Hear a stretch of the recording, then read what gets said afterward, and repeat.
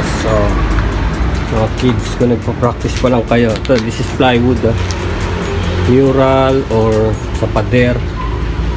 Wala pa kayong pambili ng pinturang mamahalin, pwede yung lumang crayons, pencil, color pencil. See? Ito, nagpa-practice pa rin lang naman kayo kasi bubuo naman oh. Tignan nyo. This is my cloud. Nabubuo naman siya. Even yan lang gamit nyo.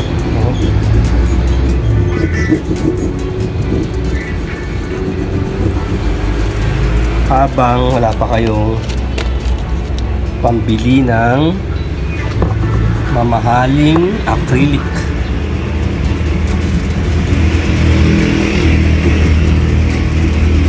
So ito mga susunod kong art, gagamitin ko itong mga crayons and color pencil. Tignan natin, minsan nasusurprise din ako sa resulta Gugulat ako ang ganda pala ang ganda niya. Meron siyang sariling ganda. Ito kasi yung acrylic or latex. Tignan nyo. Hindi rin naman siya fine. At ito naman yung sa Crayola. Di ba may sarili siyang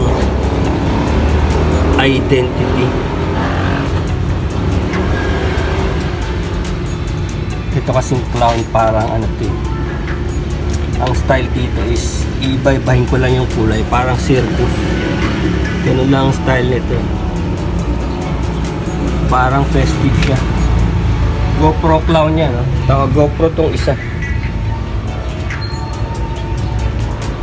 Tapos naka-headset to Dito ganun din. Iba-ibahin mo lang din. Yan.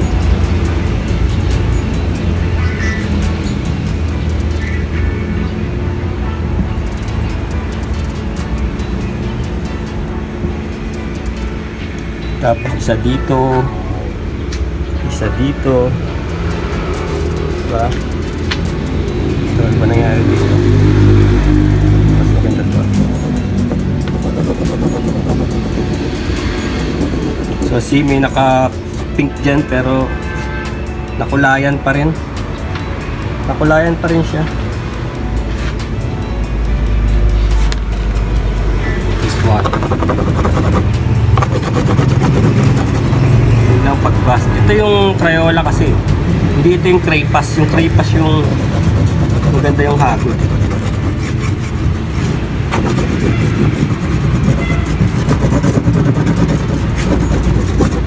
Yan. Pwede natin i-acrylic mamaya yan kung hindi talaga maganda ang dating. Ito, kita nyo. Ito yung oil pastel Craypas style.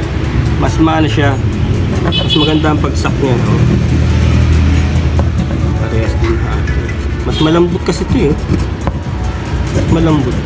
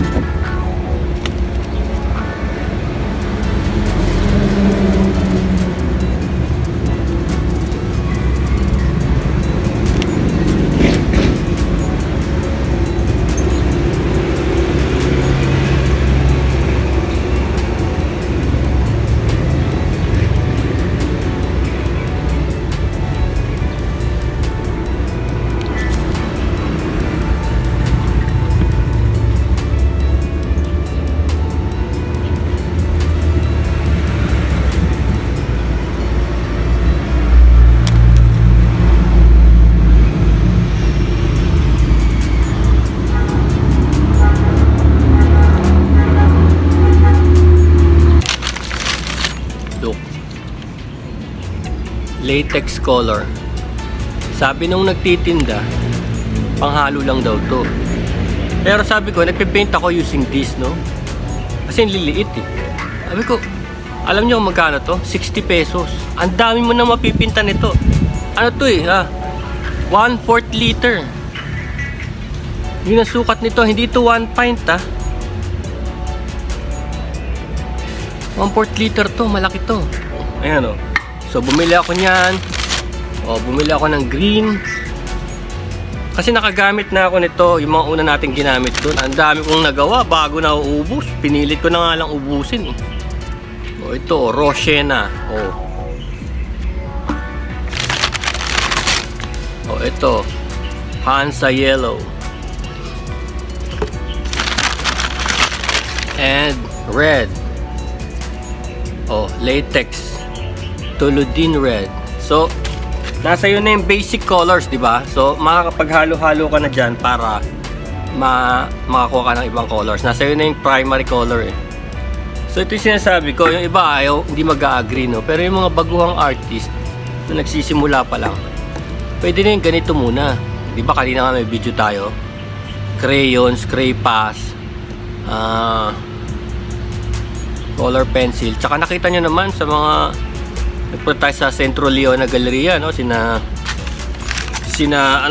Artist Sigismundo, ballpen. Ding Royales, di ba? Ballpen ang gamit, ballpen, black, red, ganun. So, hindi na yan pamahala ng ano. Iba nagsasabi, kailangan mahal daw yung acrylic para daw maganda yung kalalabasan. Tapos, mas mahal daw may bibenta. Kung aantayin mo yun na merong isang tube nagkakahalaga ng 3,000 pesos, isang color tube, paano ka pa kailan ka magsisimula? Tsaka paano ka magpa-practice, di ba?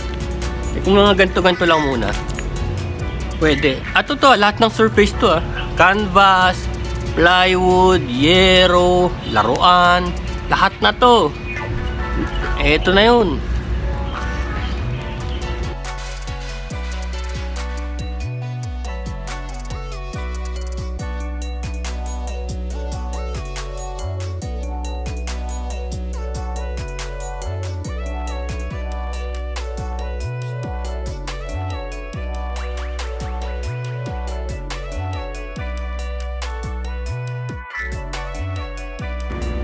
Yes. So ito yung this is Crayola crayons, old crayons, and this is as you can see, ano pa bang tatak? This is textile paint, and may halong enamel house paint, yung pambakal. See the effect. See the effect I'm talking about, diba? Kahit sinong painter or artist will say don't mix. Pero yung blotting na yan, yan, nakikita niya yan. Yung texture na yan, yan ang gustong-gusto ko. Tsaka tignan mo, hindi sila kayang, kasi hindi ko sila talaga hinahalo.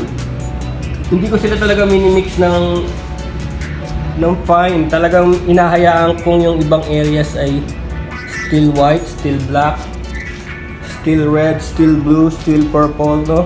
Kaya nangyari, nagkakaroon sila ng, tignan mo to. Over here is the black purple, that's the handle. And over here, tignan mo ito.